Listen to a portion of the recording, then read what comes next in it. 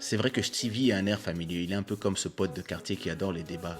Il est rentré assez facilement dans nos maisons ainsi.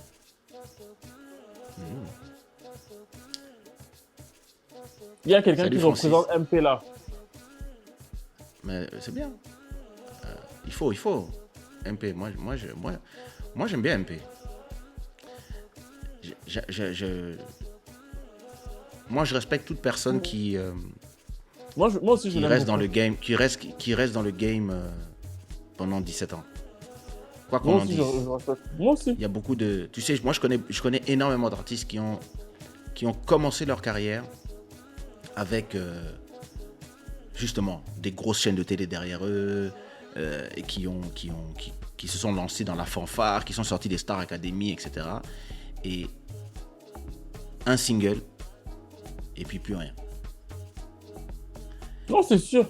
Et le métier de la musique, même si les gens pensent que c'est quelque chose de facile, c'est un des métiers, je ne vais pas dire que c'est des métiers les plus difficiles, etc. Il y a pire, mais c'est un métier qui est dur en fait, parce que c'est semé d'embûches, et en plus, beaucoup de gens veulent que tu tombes. Les mêmes gens qui veulent que tu montes, très vite commencent à vouloir que tu tombes, et les gens peuvent t'oublier comme ça.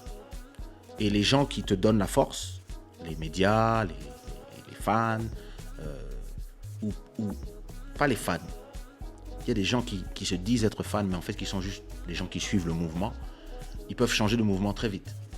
Et arriver à faire plus de 10 ans dans ce métier et continuer à faire Les des tournées. chansons, des tournées, avoir des gens qui t'aiment, faire partie de...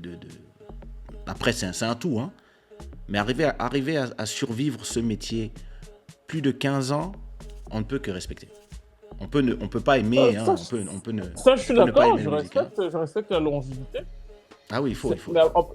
on peut non, mais moi, je suis d'accord avec toi. Je respecte absolument la longévité. Mais on peut critiquer. Ah oui, non, mais bien sûr. Ah, bah Attention, voilà.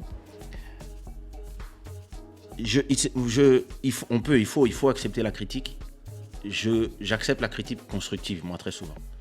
Il y a des gens qui, qui, qui, qui confondent la critique avec le manque de respect. Donc, s'il y a des choses critiquables, il faut pouvoir les critiquer, il faut pouvoir aussi les accepter en tant qu'artiste. Il faut tout simplement, et même d'ailleurs, on peut écouter une critique et avoir une réponse qui pourrait même parfois changer la vie de la personne qui fait la critique. Bon, après, il y a aussi des choses, on peut faire semblant. Mais c'est important aussi de comprendre qu'à partir du moment où tu fais C'est quelque vrai chose qu'on peut depuis... répondre sans.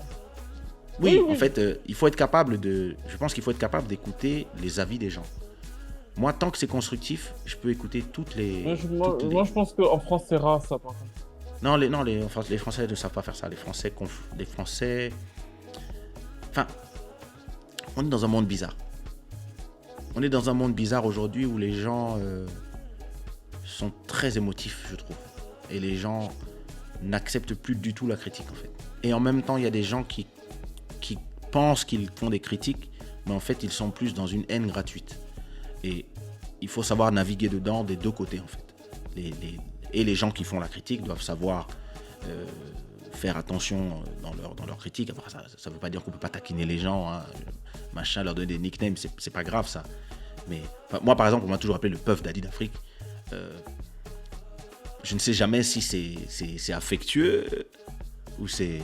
Tu vois, ça dépend des fois. Donc, c'est quelque chose de très... c'est quelque chose de très intéressant, en fait, être dans l'œil du cyclone et être être dans la célébrité, c'est quelque chose... Oh, merci beaucoup, Steven Morris. Je ferai passer à Stevie. Être dans la... tu sais, être célèbre peut te rendre paranoïaque, en fait. Parce qu'il y a des... D'une façon intéressante, quand tu es célèbre, en même temps, tu dois accepter qu'il y ait que tu ne vas pas plaire à tout le monde, ce qui est normal, que l'art que tu proposes, à partir du moment où tu ne le fais pas pour ta salle de bain, il va être jugé, hein, c'est normal. Mais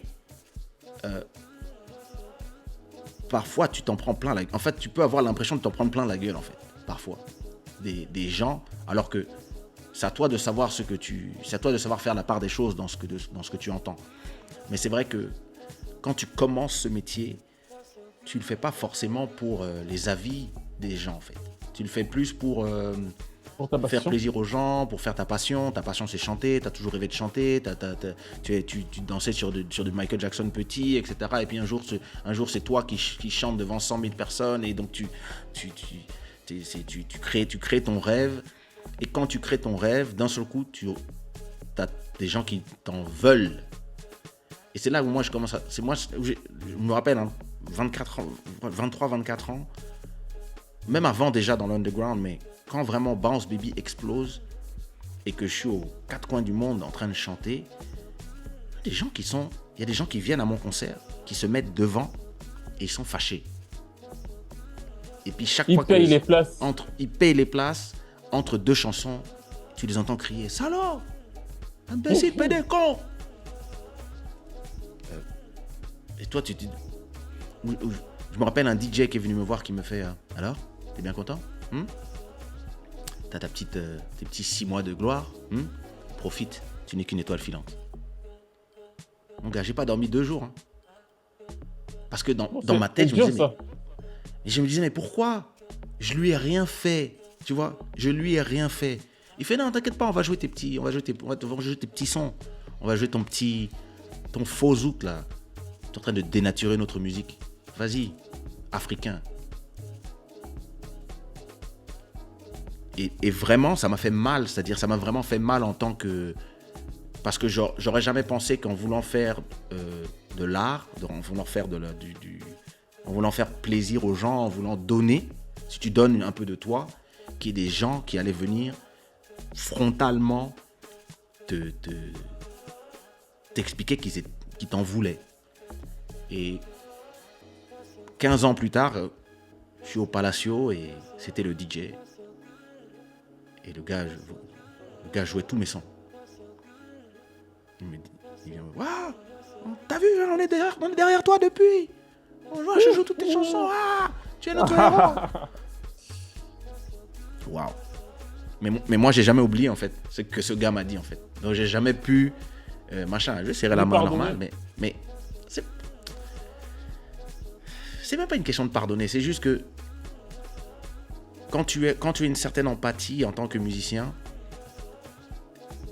et chacun a son caractère, hein. Il y a des gens qui s'en foutent de langue, comme il y a des gens qui s'en foutent que tu les aimes pas. Il y a des gens qui s'en foutent de toi, ils gagnent leur argent, ils sont là, tu parles mal, ils disent je suis riche, je t'emmerde, tu vois.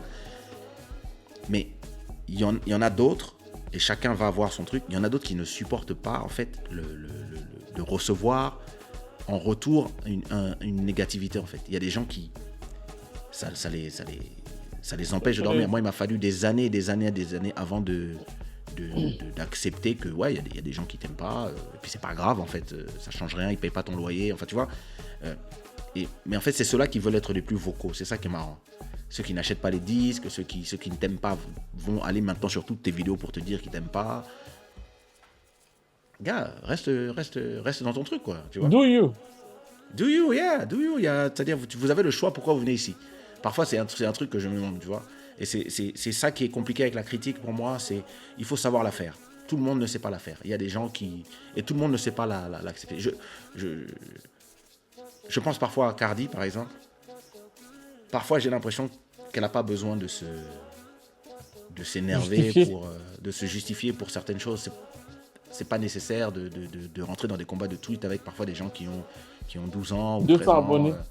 Tu vois, mais c'est pas forcément une question d'abonnement, parce que quelqu'un qui a 10 abonnés peut dire quelque chose de très cohérent et qui peut te faire plaisir ou peut même te faire une critique très intéressante.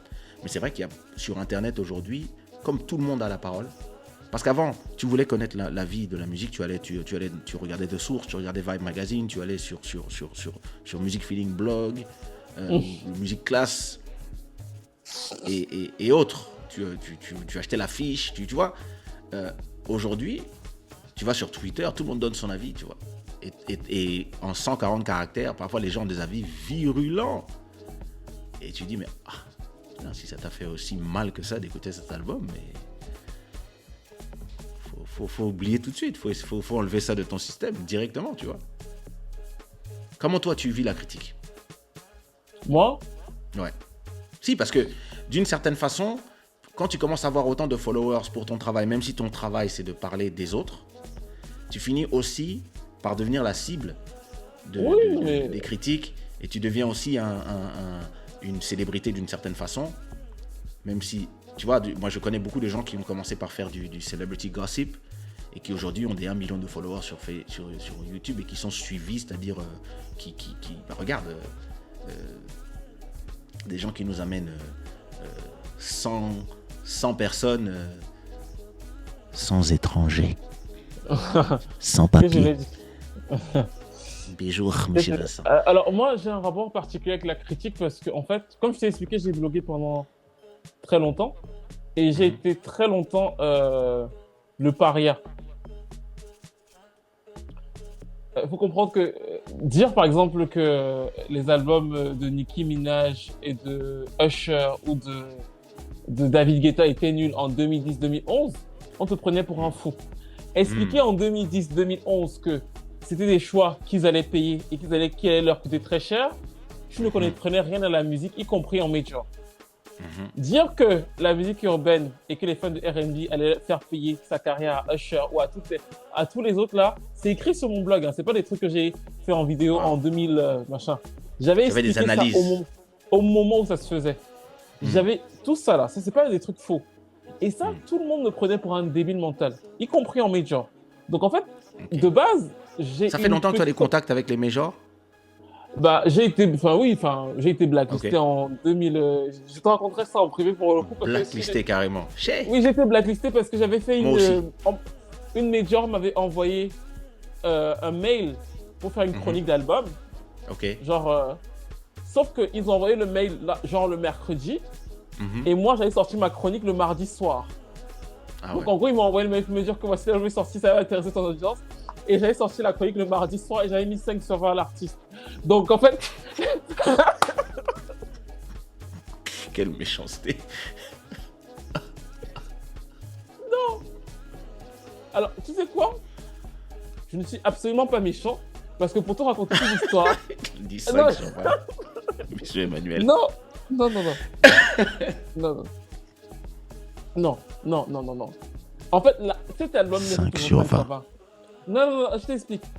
C'était par amour que j'ai mis. Les gens mettent leur cœur. Non, c'était pas... Les gens mettent leur blood, sweat and tear dans la musique. Et un gars, il vient et dit 5 sur 20, 0 point. Non, c'est pas... Attends. Revois ta copie. Attends. C'est comme, c'est-à-dire que tu fais ton épreuve du bac et puis tu te plantes à la première, tu te plantes au premier calcul et puis on fait un grand trait rouge sur ton truc. Non. Kesha. Ça fait mal. Parce que justement, j'ai chroniqué... Non, je défends ma corporation. J'ai chroniqué chanson par chanson.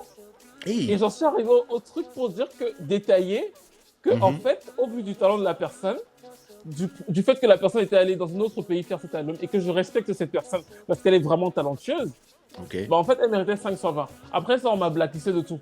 J'avais plus de droit d'interview. Je sais que je devais avoir Alicia Keys, j'ai pas pu l'avoir. Je sais que je devais avoir Tamar Braxton. En fait, on m'a exclu de ce circuit-là. Tu avais combien de 2000 personnes. J'avais pas grand-chose. Qui regardaient ton blog? Oui, sur Facebook. Non, abonnés. Mais est-ce que tu savais quel était le nombre de personnes par mois qui regardaient ton contenu? 100 000 c'était en 2012.